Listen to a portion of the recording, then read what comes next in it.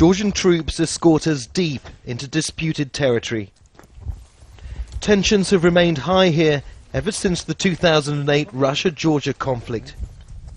As we approach the demarcation line, we meet Dmitry. His house was destroyed in the war. His land straddles the new divide. At the end of his orchard is a recently erected barbed wire fence built by the Russians to separate Georgia from the breakaway region of South Ossetia. Russian troops man the other side, visible through the trees. This was the only source of income for my family and me. These Russians and Ossetians are too close. In recent months, Russia has rapidly increased construction of the fence.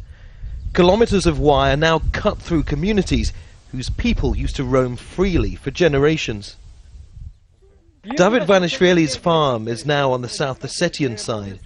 It's impossible for him to collect his Georgian paid pension without risking arrest. Georgia's invited foreign observers to witness what it calls a creeping annexation. Our arrival here at the border coincides with the arrival of a top-level delegation of foreign diplomats and Georgian officials here to see the fence for themselves. Georgia wants all of its Western allies on side if it has a hope of winning this diplomatic tussle with Russia. We reject this activity as a violation both of international law and the 2008 ceasefire agreement. Condemnation has also come from NATO, an organization Georgia's hoping to join.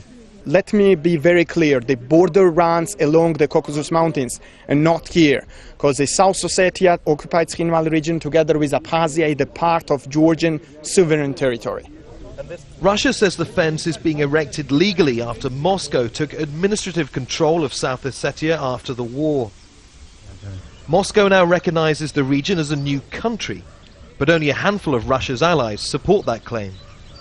For Georgia, though, the region is still sovereign territory, and the new fence a line of occupation. These locals have seen war before.